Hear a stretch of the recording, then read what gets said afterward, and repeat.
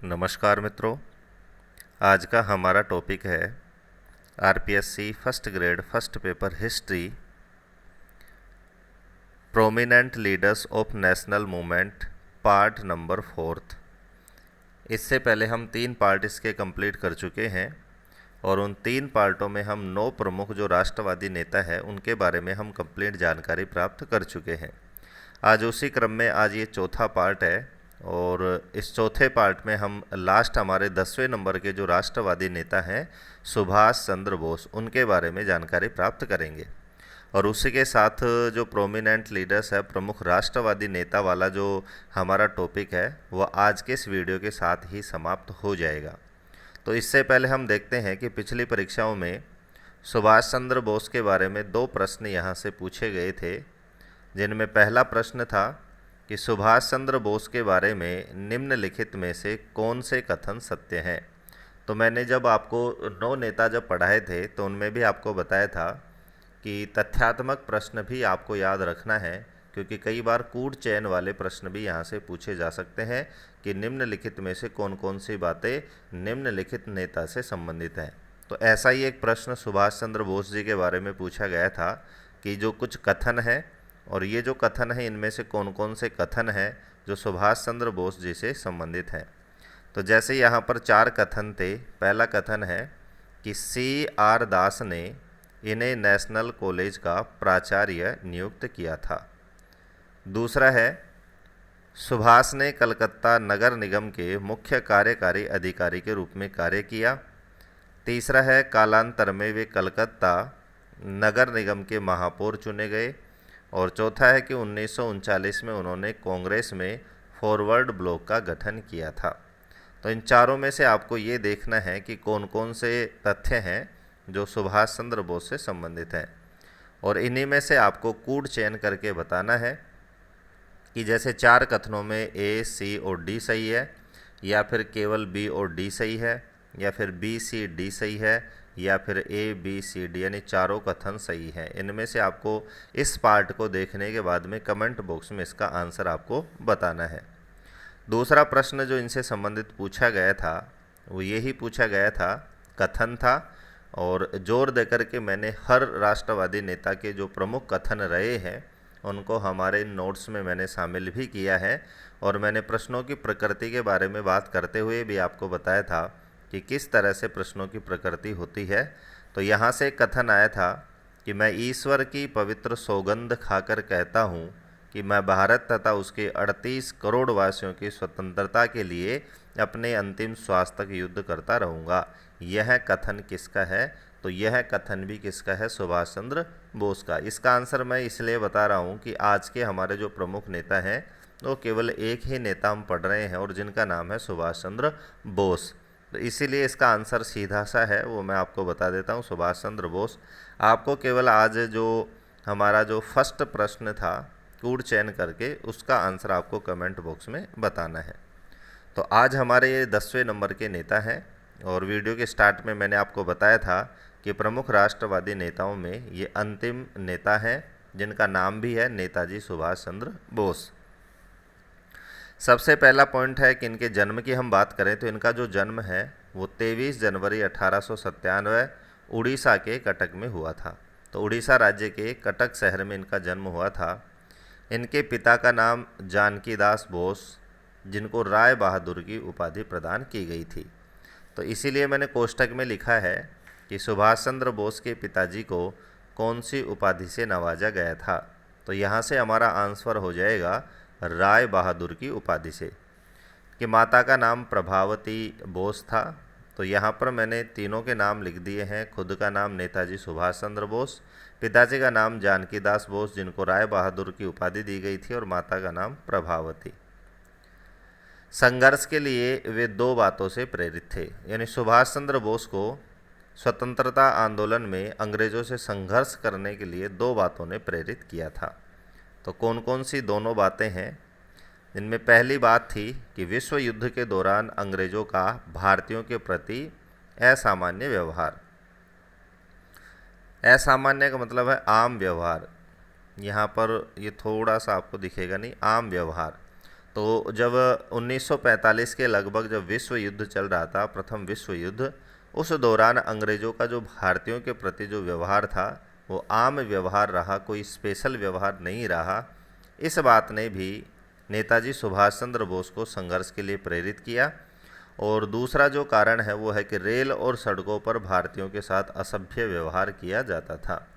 तो इस चीज़ को देख कर भी सुभाष चंद्र बोस ने ये निश्चित किया कि हमें अंग्रेज़ों के खिलाफ संघर्ष को जारी रखना है और हमें स्वतंत्रता लेकर ही अपने इस आंदोलन को, इस संघर्ष को विराम देना है। तो दोनों ही बातों ने सुभाष चंद्र बोस जी को अंदर तक हिला दिया था और इसी कारण से वो संघर्ष के लिए तैयार हुए और लगातार मृत्यु पर्यंत उन्होंने आज़ादी के लिए, भारत को स्वतंत्र कराने के लिए संघर्ष किया। तो इसीलिए इसको मैंने नोट्स में शामिल किया है कि हमें पता चल सके कि नेताजी सुभाष चंद्र बोस जो हैं वो किन दो बातों ने उन्हें संघर्ष के लिए प्रेरित किया था। नेक्स्ट पॉइंट है कि 1920 में इंग्लैंड से ICS नागरिक सेवा की परीक्षा उत्तीर्ण की और इस परीक्षा में उन्होंने 4th स्थान प्राप्त किया था। नियुक्ति से पूर्व ही इन्होंने त्याग पत्र भी दे दिया था। तो यहाँ हम बात करें तो 1919 में वे ICS की पढ़ाई करने के लिए इंग्लैंड गए थे और 1920 में इन्होंने ICS की परीक्षा भी उत्तीर्ण कर ली और इस ICS की परीक्षा में इन्होंने कौन सा स्थान प्राप्त किया था, तो हमारा आंसर हो जाएगा 4th स्थान। और नियुक्ति से पूर्व ही उन्होंने 1921 में इस पद से त्यागपत्र भी दे दिया था। तो 1919 में इंग्लैंड गए, 1920 में परीक्षा पास की और नियुक्ति से पूर्व ही 1921 में इन्होंने त्यागपत्र भी दे दिया था। नेक्स्ट इनसे संबंधित पॉइंट है कि कलकत्ता में उनकी मुलाकात चित्तरंजन दास से हुई। तो अभी हमने जो तथ्यात्मक प्रश्न पूछे थे उसमें हमने एक शॉर्ट नाम हमने पढ़ा था CR दास, वो इन्हीं का शॉर्ट नाम है चित्तरंजन दास। तो वहाँ से आपको नाम भी मैंने आपको बता दिया है कि CR दास का मतलब है चित्तरंजन दास। तो कलकत्ता में इनकी मुलाकात चित्तरंजन दास से होती है और चित्तरंजन दास सुभाष चंद्र बोस के राजनैतिक गुरु माने जाते हैं। मोस्ट इम्पोर्टेंट पॉइंट है, यहाँ से यही प्रश्न बनता है कि सुभाष चंद्र बोस के राजनैतिक गुरु कौन है या किसको सुभाष चंद्र बोस के राजनैतिक गुरु के रूप में माना जाता है, जाना जाता है। तो इस प्रश्न का हमारा आंसर हो जाएगा चित्तरंजन दास को। CR दास भी वहाँ पर हो सकता है, पूरा नाम भी आप याद रखना है, शॉर्ट नाम भी इनका आपको याद रखना है।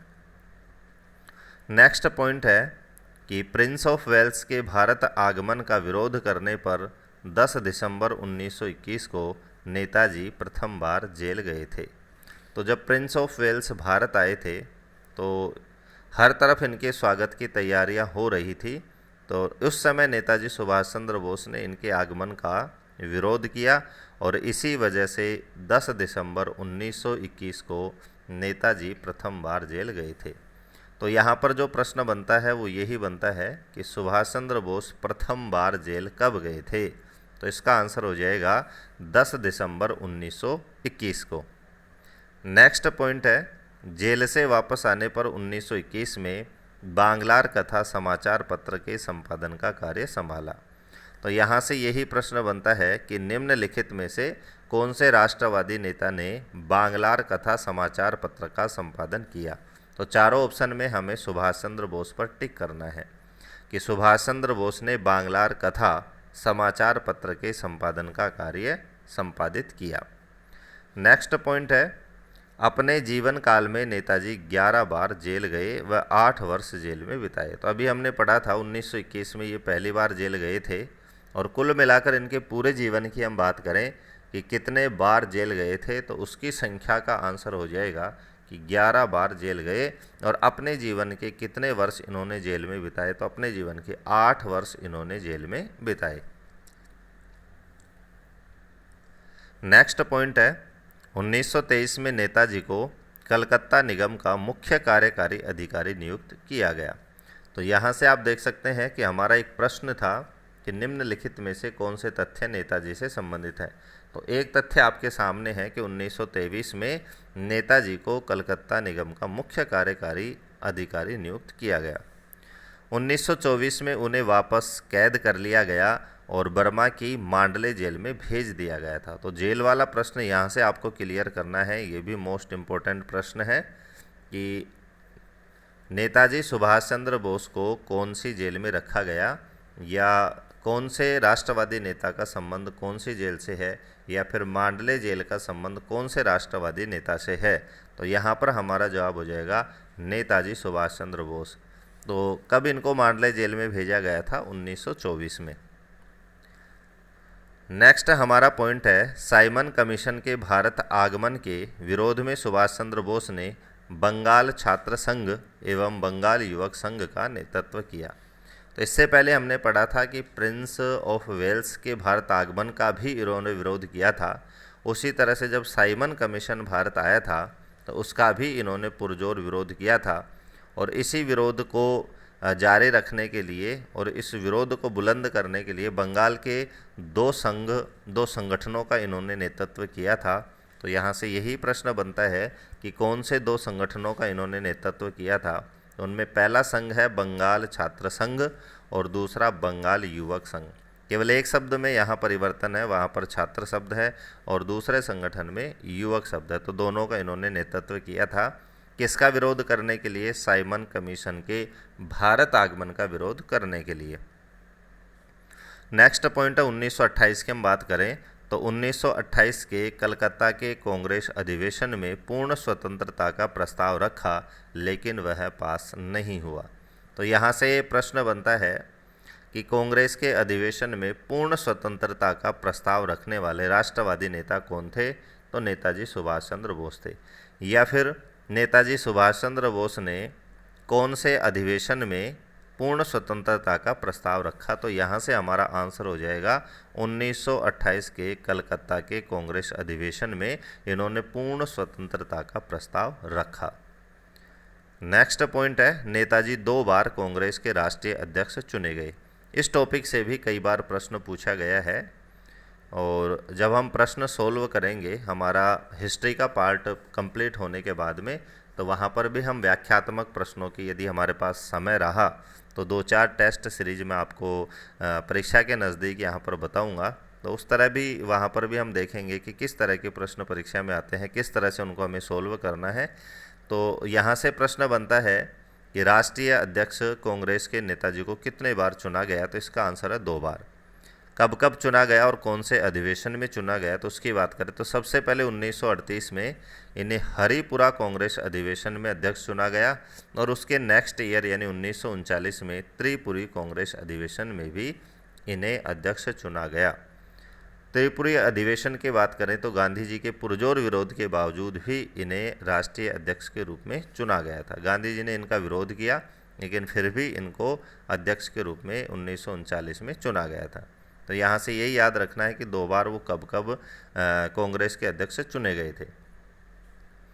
नेक्स्ट पॉइंट है कि 1 मई 1939 को अध्यक्ष पद से त्याग पत्र देकर के फॉरवर्ड ब्लॉक की स्थापना करी। तो जो हमारा तथ्यात्मक वाला प्रश्न था, जिसका आंसर मैंने आपको कमेंट बॉक्स में बताने के लिए कहा था, उसमें एक ये भी है कि फॉरवर्ड ब्लॉक की इन्होंने स्थापना करी थी। तो इसलिए मैंने इसको शामिल किया है कि कब करी थी। तो इसका आंसर हो जाएगा 1 मई 1939 को। तो ऊपर हमने पढ़ा था कि 1939 में ये दूसरी बार कांग्रेस के अध्यक्ष चुने गए, लेकिन इसके तुरंत बाद 1939 में ही इन्होंने त्याग पत्र दे दिया और वहीं से इन्होंने फॉरवर्ड ब्लॉक की स्थापना करी। 16 फरवरी 1941 की बात करें तो 16 फरवरी 1941 को वे जियाउद्दीन खान फर्जी नाम से कलकत्ता से निकल कर के और पेशावर रूस होते हुए ये बर्लिन पहुँचे। तो यहाँ से आप देख सकते हैं कि इन्होंने अपने संघर्ष को जारी रखने के लिए, अपने कार्य की सफलता को प्राप्त करने के लिए ये भारत से निकल गए थे, और भारत से निकलने के लिए इन्हें फर्जी पासपोर्ट बनवाने की ज़रूरत पड़ी थी, और फर्जी नाम से ये निकले थे। और फर्जी नाम इन्होंने क्या रखा था? जियाउद्दीन खान फर्जी नाम से। फर्जी पासपोर्ट वाली जो कहानी थी वो अपन ने कल पढ़ी थी, रास बिहारी बोस, वो भी फर्जी पासपोर्ट बनवा करके और जापान चले गए थे, कल हमने पढ़ा था, और जापान में ही उन्होंने विरोध किया था भारतीय स्वतंत्रता के लिए, और वहीं पर उन्होंने विवाह भी किया था। उसी तरह से नेताजी सुभाष चंद्र बोस भी फर्जी नाम से कलकत्ता से निकलते हुए पेशावर, पाकिस्तान, रूस होते हुए और ये बर्लिन पहुंच गए थे। उस समय पाकिस्तान नहीं था, क्योंकि पाकिस्तान 1947 के बाद अस्तित्व में आया था। नेक्स्ट पॉइंट की बात करें तो जर्मनी रेडियो के माध्यम से भारत को दास्ता से मुक्त कराने के लिए भारतीयों को संबोधित किया और विद्रोह के लिए आह्वान किया। तो बर्लिन में जर्मनी रेडियो के माध्यम से इन्होंने भारतीयों को संबोधित करते हुए कहा कि हमें अंग्रेज़ों को भगाने के लिए, उन्हें भारत से खदेड़ने के लिए विद्रोह करना होगा, और इसी रेडियो के माध्यम से उन्होंने विद्रोह के लिए आह्वान किया। यहाँ पर नेताजी को ओरलैंडो मजोटो के नाम से जाना गया। तो ये इनका एक उपनाम है कि ओरलैंडो मजोटा के नाम से कौन से राष्ट्रवादी नेता को जाना जाता है। तो यहाँ से हमारा आंसर हो जाएगा नेताजी सुभाष चंद्र बोस को। नेक्स्ट पॉइंट है 2 नवंबर 1941 को सुभाष चंद्र बोस ने बर्लिन में स्वतंत्र भारत केंद्र की स्थापना करी। तो यहाँ से संगठनों की स्थापना को भी हमें याद रखना है, क्योंकि ऐसे भी प्रश्न पूछे गए हैं कि निम्नलिखित संगठन की स्थापना कौन से नेता ने की है या कौन से व्यक्ति ने की है। तो यहाँ से प्रश्न बनता है कि स्वतंत्र भारत केंद्र की स्थापना किसके द्वारा की गई थी। तो नेताजी सुभाष चंद्र बोस के द्वारा की गई थी। कहाँ पर की गई थी? बर्लिन में की गई थी। कब की गई थी? 2 नवंबर 1941 को। जर्मनी में ही सर्वप्रथम इन्हें नेताजी कहकर पुकारा गया। तो इनके नाम के पहले जो नेताजी जुड़ा हुआ है, तो नेताजी जो उपाधि है वो भी इन्हें जर्मनी में ही प्राप्त होती है, और जर्मनी में नेताजी की उपाधि मिलने के बाद इनका जो पूरा नाम है वो नेताजी सुभाष चंद्र बोस हो जाता है। बहुत ही इम्पोर्टेंट है कि सुभाष चंद्र बोस को नेताजी कौन से देश में कहकर पुकारा गया सर्वप्रथम, तो जर्मनी में इन्हें नेताजी कहकर पुकारा गया। नेक्स्ट पॉइंट है 16 मई 1943 को नेताजी जापान पहुँचे और 2 जुलाई 1943 को नेताजी टोक्यो से सिंगापुर पहुँचे। यहीं पर रास बिहारी बोस ने आज़ाद हिंद फौज की बागडोर नेताजी को सौंपी। तो कल जब हमने रास बिहारी बोस पढ़ा था तो वहाँ पर केवल हमने सन पढ़ी थी कि 1943 में रास बिहारी बोस ने आज़ाद हिंद फौज की बागडोर नेताजी को सौंपी। तारीख पूछी जाए तो तारीख भी हमें याद रखनी है। 2 जुलाई 1943 को रास बिहारी बोस ने आज़ाद हिंद फौज की बागडोर किसे सौंपी? नेताजी सुभाष चंद्र बोस को। कहाँ? सिंगापुर में। नेताजी ने चलो दिल्ली का नारा दिया और सिंगापुर में ही इन्होंने ये नारा दिया था, चलो दिल्ली। तो यहाँ से जो नारे से संबंधित प्रश्न पूछा जाए कि चलो दिल्ली का नारा किसने दिया था, तो नेताजी सुभाष चंद्र बोस ने ये नारा दिया था। 21 अक्टूबर 1943 को नेताजी ने सिंगापुर के कैथे सिनेमा हॉल में स्वतंत्र भारत की अस्थायी सरकार की स्थापना की घोषणा की और नेताजी इस सरकार के प्रधानमंत्री प्रमुख मुखिया बने। तो यहाँ से देख सकते हैं कि यहाँ से यही प्रश्न है कि स्वतंत्र भारत की अस्थायी सरकार की स्थापना नेताजी ने कहाँ करी। तो सिंगापुर के कैथे सिनेमा हॉल में इन्होंने सरकार की स्थापना करी और कब की थी? 21 अक्टूबर 1943 को। और इस सरकार के जो मुखिया बने, प्रधानमंत्री बने, वो कौन बने? तो स्वयं नेताजी इस सरकार के प्रधानमंत्री के रूप में इन्होंने शपथ ग्रहण करी। और इसी शपथ में उन्होंने, जो हमें एक प्रश्न पूछा गया था कि मैं अंतिम सांस तक 38 करोड़ भारतवासियों के लिए लड़ता रहूँगा, वो कथन यहीं पर उन्होंने शपथ में बताया था। 11 देशों की सरकार ने इस अस्थायी सरकार को मान्यता प्रदान करी। बहुत ही इम्पोर्टेंट प्रश्न है, पॉइंट है कि नेताजी सुभाष चंद्र बोस द्वारा निर्मित अस्थायी सरकार को कितने देशों ने मान्यता प्रदान की? तो यहाँ से हमारा जवाब हो जाएगा 11 देशों ने। कूट चैन में यदि इनका नाम भी पूछा जाता है कि निम्नलिखित में से कौन कौन से देशों ने नेताजी द्वारा निर्मित अस्थायी सरकार को मान्यता दी, या फिर निम्नलिखित में से कौन से देशों ने नेताजी द्वारा बनाई गई अस्थायी सरकार को मान्यता नहीं दी, तो ऐसे कूट चैन में यदि प्रश्न पूछा जाता है तो आपको इन 11 देशों के नामों को भी याद रखना है, जिनमें है जर्मनी, जापान, फिलीपींस, कोरिया, चीन, इटली, मांचुको, आयरलैंड, बर्मा, थाईलैंड और इटली। तो यहाँ से आप देख सकते हैं इटली यहाँ पर 2 बार आ गया है। तो यहाँ पर एक देश और है जो मैं आपको कमेंट बॉक्स में बता दूंगा। तो इस तरह से 11 देशों ने इनको मान्यता प्रदान करी थी इटली को हमें एक ही जगह गिनना है, तो यहाँ पर ये 10 नाम है। जर्मनी 1, जापान 2, फिलीपींस 3, कोरिया 4, चीन 5, इटली 6, मानचुको 7, आयरलैंड 8, बर्मा 9 और थाईलैंड 10। तो यहाँ पे इस तरह से आपको याद रखना है कि कितने देशों ने मान्यता प्राप्त दी थी। तो 11 देशों ने इनको मान्यता प्रदान करी थी। नेक्स्ट हमारा पॉइंट है कि 8 नवंबर 1943 को जापान ने अंडमान व निकोबार द्वीपों को भी आज़ाद हिंद फौज की अस्थायी सरकार को सौंप दिया। तो द्वितीय विश्व युद्ध के दौरान जापान ने 2 द्वीपों को जीता था, जिनमें पहला था अंडमान और दूसरा था निकोबार द्वीप समूह। और जब नेताजी भारत से निकल कर के जापान पहुँचे और वहाँ पर जापान से इन्होंने मदद मांगी, तो जापान ने दोनों जीते हुए जो द्वीप हैं वो आज़ाद हिंद फौज के लिए नेताजी सुभाष चंद्र बोस को सौंप देते हैं, और यहीं पर उन्होंने अपना जो कार्य है यहीं से उन्होंने संचालित किया था। सुभाष चंद्र बोस ने इन द्वीपों का शहीद व स्वराज द्वीप नाम रखा। तो जैसे ही इनको अंडमान और निकोबार द्वीप सौंपे गए, तो अंडमान द्वीप समूह का इन्होंने नाम रखा शहीद और निकोबार द्वीप समूह का इन्होंने नाम रखा स्वराज। तो यहाँ से भी यही प्रश्न बनता है कि अंडमान निकोबार द्वीप समूह का नेताजी ने क्या क्या नाम रखा। तो शहीद और स्वराज इन्होंने इन द्वीपों का नाम रखा। नेक्स्ट हमारा पॉइंट है कि महिला सैनिकों के लिए नेताजी ने सिंगापुर में झांसी की रानी लक्ष्मीबाई रेजिमेंट बनाई और लक्ष्मी सहगल को इस रेजिमेंट की संचालिका नियुक्त किया गया।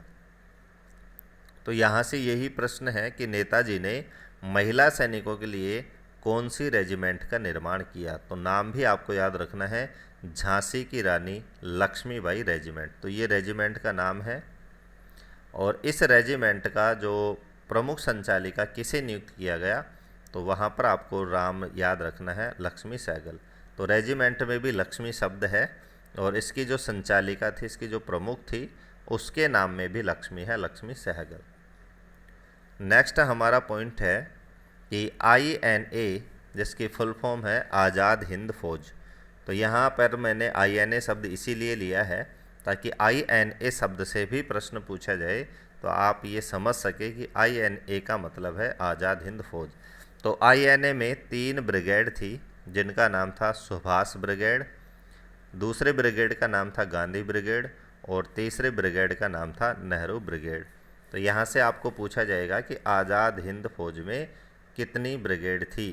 तो 3 ब्रिगेड थी, तीनों का नाम यहाँ पर मैंने उल्लेखित कर दिया है। नेक्स्ट हमारा पॉइंट है कि नेताजी की अस्थायी सरकार के 2 मुख्यालय थे। तो ऊपर हमने जो पढ़ा था कि इन्होंने भारत की अस्थायी सरकार का गठन किया था, तो इसके 2 जगह इन्होंने मुख्यालय बनाए। पहला इन्होंने बनाया रंगून और दूसरा मुख्यालय इनका था सिंगापुर। INA मतलब आज़ाद हिंद फौज ने 18 मार्च 1944 को पहली बार भारत की भूमि पर कदम रखा। बहुत ही इम्पोर्टेंट पॉइंट है कि आज़ाद हिंद फौज ने पहली बार भारत की भूमि पर कब कदम रखा। तो इसका जवाब हो जाएगा 18 मार्च 1944 को। 8 अप्रैल 1944 को कोहिमा का किला और अगले दिन इम्फाल पर इन्होंने कब्जा कर लिया। तो 18 मार्च को इन्होंने भारत में प्रवेश किया और 8 अप्रैल 1944 को इन्होंने 2-3 स्थानों पर अपना जो अधिकार है वो जमा लिया था। नेक्स्ट पॉइंट है, नेताजी ने नारा दिया, तुम मुझे खून दो मैं तुम्हें आज़ादी दूंगा। बचपन से पढ़ते हुए आ रहे इस नारे को कि तुम मुझे खून दो मैं तुम्हें आज़ादी दूंगा, ये नारा किसने दिया था? तो नेताजी सुभाष चंद्र बोस ने। नेक्स्ट हमारा पॉइंट है 17 अगस्त 1945 को सैगोन जो वियतनाम में था की यात्रा के दौरान 18 अगस्त 1945 को फारमोसा में हवाई दुर्घटना में उनकी मृत्यु हो जाती है। तो इनकी मृत्यु कब होती है? 18 अगस्त 1945 को। मृत्यु का कारण होता है हवाई दुर्घटना, और ये हवाई दुर्घटना कहाँ होती है? फारमोसा हवाई दुर्घटना में इनकी मृत्यु होती है। और ये कौन से स्थान की यात्रा पर थे? सैगोन वियतनाम की यात्रा पर ये रवाना हुए थे। कब? 17 अगस्त 1945 को। 16 अगस्त यानी 17 अगस्त को ये यात्रा के लिए रवाना हुए थे। उसके एक दिन पहले की हम बात करें तो 16 अगस्त 1945 को यात्रा के एक दिन पहले उनका अंतिम संदेश था, भारत स्वाधीन होगा, जय हिंद। तो ये अंतिम उनका संदेश था कि भारत स्वाधीन होगा, जय हिंद। और ये अंतिम संदेश उन्होंने कब दिया था? 16 अगस्त 1945 को। तो इसी के साथ हमारे जो प्रमुख राष्ट्रवादी नेता, जो सिलेबस में 10 नेता रखे गए थे, वो कंप्लीट होते हैं। इसके बाद हम जो हमारा सामाजिक और जो धार्मिक आंदोलन का उदय है, जिसमें प्रमुख 3 व्यक्तियों के बारे में हमें पढ़ना है, राजा राम मोहन राय, दयानंद सरस्वती और स्वामी विवेकानंद, उसको हम कंटिन्यू रखेंगे। इस तरह से हमारा हिस्ट्री का जो पोर्शन है, राजस्थान का स्वतंत्रता आंदोलन, प्रजामंडल आंदोलन, कृषक आंदोलन, जनजाति आंदोलन हम कंप्लीट कर चुके हैं। तो इसके बाद में हमारा केवल राजस्थान की जो कल्चर है, लोक देवी देवता, आभूषण, पोशाक, बोली और जो हमारे प्रमुख जो राष्ट्रवंश है और राजस्थान की जो प्राचीन सभ्यताएं हैं, इसके बाद कहने का मतलब हमारा राजस्थान बचेगा। तो राजस्थान को हम बहुत ही अच्छी तरीके से इसके बाद कंटिन्यू रखेंगे। तो आज के वीडियो का कंटेंट आपको कैसा लगा, और अभी तक आपने हमारे चैनल को सब्सक्राइब नहीं किया है तो फर्स्ट ग्रेड की अच्छी और बेहतर तैयारी के लिए, अच्छे नोट्स प्राप्त करने के लिए हमारे टेलीग्राम चैनल से भी आप जुड़ सकते हैं और हमारे यूट्यूब चैनल को भी आप सब्सक्राइब कर सकते हैं। वीडियो को अंत तक देखने के लिए धन्यवाद।